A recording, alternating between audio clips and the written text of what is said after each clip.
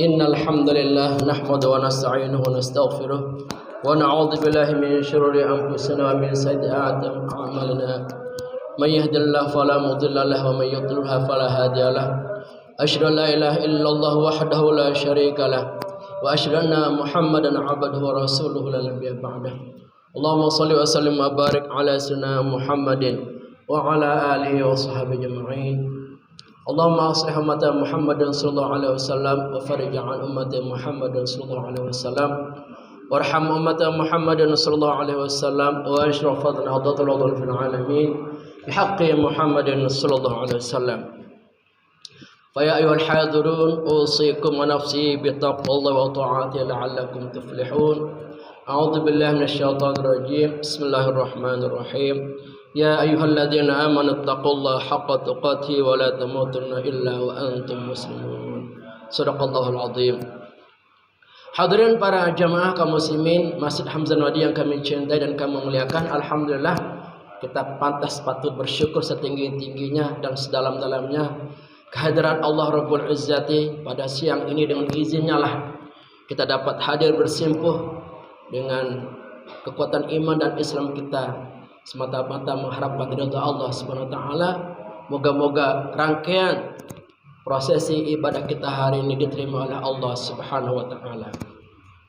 Salat dan salam tak lupa kita sampaikan kepada yang mulia suri Allah dan umat seluruh manusia. Beliau adalah Nabi kita Muhammad sallallahu alaihi wasallam. Demikian juga segenap keluarga dan para sahabatnya. Moga-moga kita yang hadir di tempat ini di akhirat nanti semuanya kita mendapatkan syafaat dari beliau. Amin ya rabbal alamin. Sebagaimana biasa, khatib menghimbau dan mengajak kepada seluruh kita para jamaah, marilah kita senantiasa istiqamah dalam meningkatkan keimanan dan ketakwaan kita kepada Allah Subhanahu wa taala dengan melaksanakan semua perintahnya dan menjauhi larangannya. Rumus hidup sukses di dunia dapat berkah berlipat ganda. Ada 6, mari bersama mengamalkan sebenar-benarnya. Pertama, sholat tepat waktu, berjamaah on time selalu, bersama umat berangkat menuju masjid musalla di sekitar rumahmu. Kedua, membaca Quran setiap hari jadi pedoman, baca dengan terjemahan disertai penghayatan. Ketiga, berbakti pada orang tua yang telah berjasa, taat patuh pada mereka, jangan sampai berbuat durhaka. Keempat, jagalah etika, sopan santun dan tata krama pada keluarga dan saudara, teman-teman kita semua. Kelima, giat bekerja, penuh semangat menyala-nyala, mencari rezeki di mana saja, memenuhi kebutuhan kita. Keenam, rajin belajar dengan tekun, benar dan sabar. Ilmu yang tersebar agar hidup cerdas dan pintar. Dalam bait-bait syair ini kita dapat mengambil beberapa pembelajaran terkait dengan bagaimana kita sebagai seorang muslim agar mendapatkan kesuksesan demi kesuksesan sekaligus keberkahan di dalamnya. Kita ingin hidup sukses dan kita ingin hidup berkah. Karena apa artinya kita sukses kalau berkah itu tidak ada? Banyak kita melihat mereka sukses secara duniawi, tetapi karena keberkahannya tidak ada, maka kesuksesannya itu tidak menunjang untuk mendekatkan diri kepada Allah Subhanahu wa taala. Maka untuk mengantarkan kita agar menjadi pribadi-pribadi yang sukses dalam segala usaha sesuai dengan bidang dan keahlian kita, maka khatib menyampaikan ada 6 rumus yang insya Allah kita akan pelajari dan kita akan bahas. Yang pertama, hendaknya kita senantiasa sholat tepat waktu dan dilaksanakan secara berjamaah. Dengan kita sholat tepat waktu, maka karakter disiplin itu akan timbul dengan sendirinya, dan insya Allah akan terbawa dalam dunia nyata. Bayangkan saja para jamaah, kita mesti on time, tepat waktu untuk selalu sholat 5 waktu. Jadi pembelajaran bagi kita. Ketika kita melaksanakan tugas apapun, hendaknya kita bawa dalam kehidupan tercipta karakter disiplin sehingga pekerjaan tersebut sukses adanya. Kemudian dilaksanakan dengan berjamaah. Dalam berjamaah ini akan timbul satu kekuatan, persatuan ukhuwah Islamiyah. Dan ini yang mengundang turunnya berkah dan rahmat Allah Subhanahu wa taala. Dan berkah tertinggi bagi orang yang senantiasa salat berjamaah adalah mendapatkan 27 derajat, lebih baik daripada salat sendiri. Ini dinyatakan dalam hadis Nabi kita, yaitu salatul jamaati tafdulu salatal fardhi bi 27 darajah, muttafaqun alaih. Salat berjamaah itu lebih utama daripada salat sendiri dengan 27 derajat lebih utama daripada salat sendiri. Oleh karena itu para jamaah sekalian, kalau ingin hidup kita berkah, maka mari kita salat berjamaah di masjid ini. Ini menjadi tanggung jawab kita. Kita berani membangun masjid, kita pun berani memakmurkannya. Tidak hanya kita melaksanakannya pada sholat Jumat ramai seperti ini, juga diharapkan kita melaksanakannya pada sholat-sholat fardu lainnya, agar keberkahan demi keberkahan akan Allah turunkan kepada kita. Kemudian yang kedua adalah membaca Al-Quran. Dengan kita membaca Al-Quran, maka Allah Subhanahu wa taala akan memberikan satu pencerahan dalam jiwa dan akal kita. Jiwa kita akan terobati, tersentuh dengan spiritual Al-Quran itu, mendamaikan kita, menenangkan kita. Demikian juga akal kita, pikiran kita akan dilapangkan dan diluaskan serta diterangkan. Nah, ketika keadaan jiwa, hati, dan pikiran kita berada dalam kondisi yang terbaik, maka dampak positifnya ketika kita bekerja, maka kita akan fokus karena kita tenang dalam menghadapi apapun. Kalau kita tidak tenang, hati kita, jiwa kita gundah gulana, pikiran kita kemana-mana, maka mana mungkin kita bisa sukses dalam bekerja. Janganlah ada anggapan mengatakan bahwa kalau saya membaca Quran setiap hari, maka itu akan mengganggu aktivitas kehidupan duniawi saya. Itu adalah kesalahan besar. Justru dengan kita rajin membaca Quran, maka Allah akan memberikan rahmat kepada kita, memberikan kemudahan dalam hidup kita, memberikan kemuliaan dan keberkahan. Ini dinyatakan dalam surah Shad ayat 29. A'udzubillahi minasyaitonirrajim.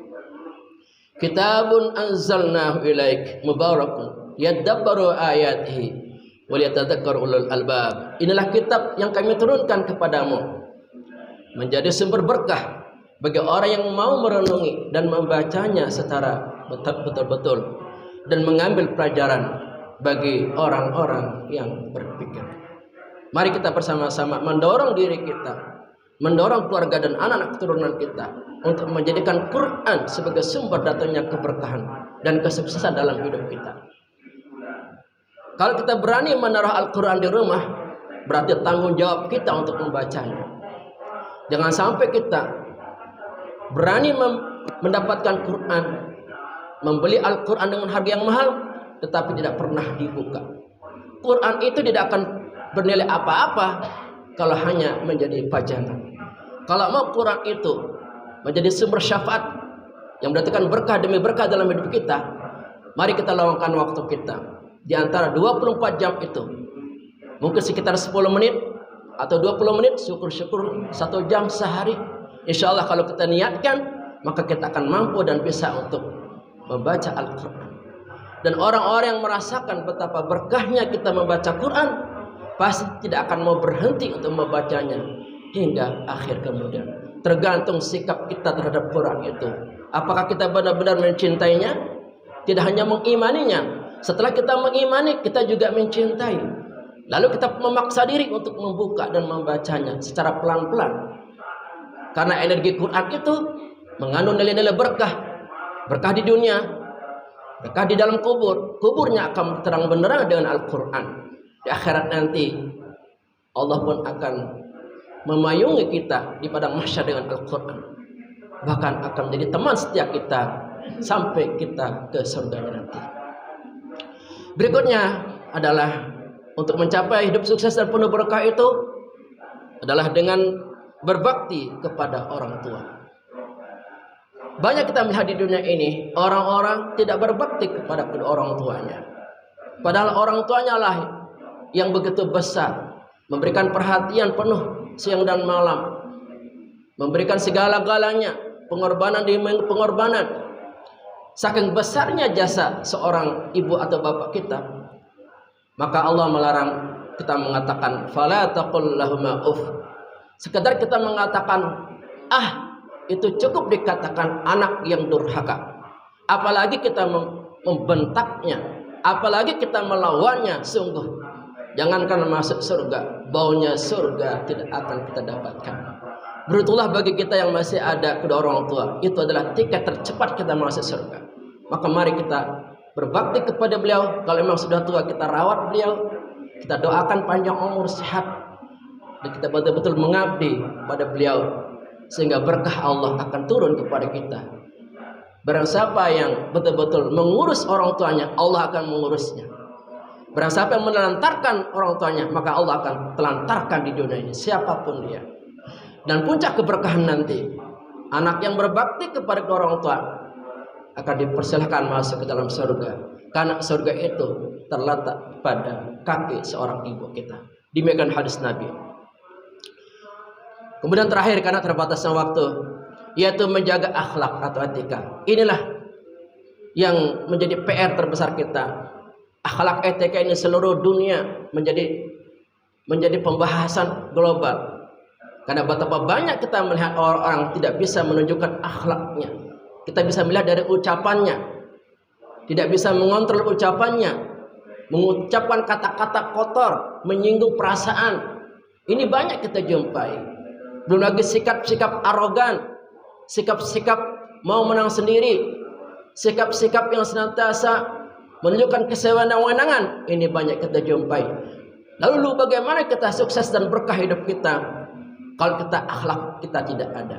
Semua itu sia-sia. Walaupun kita tahajud setiap malam, puasa setiap hari, kalau kita tidak berakhlak, maka tidak ada artinya di hadapan Allah Subhanahu wa taala. Maka mari kita sempurnakan ibadah kita dengan akhlakul karimah. Kita jaga sikap kita, ucapan kita. Kita memperbanyak istighfar, bertasbih untuk menghapus dosa-dosa kita. Semoga khutbah singkat yang khatib sampaikan pada kesempatan ini menggugah semangat kita, motivasi kita senantiasa berjuang meraih hidup penuh sukses dan berkah. Barakallahu lakum fil Qur'anil azim wa nafa'ani wa iyyakum bima fihi minal ayatil dzikril hakim wa taqabbal minni wa minkum tilawatahu innahu was-sami'ul 'alim. Allahumma shalli ala sayyidina Muhammad wa ala ali sayyidina Muhammad.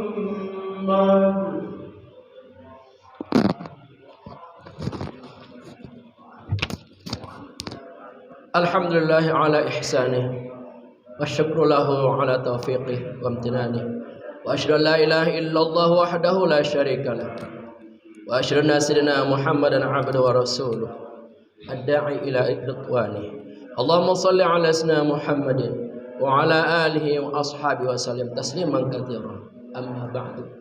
Fa ya ayuhan nas ittaqullaha fima amara wantahu amma naha wa'lamu anna Allah amarakum bi amrin bada fihi nafsi wa sanna bi malaikatihi bi qudsi wa qala ta'ala inna Allah wa malaikatahu yusalluna 'alan nabi ya ayyuhalladzina amanu sallu 'alaihi wa sallimu taslima.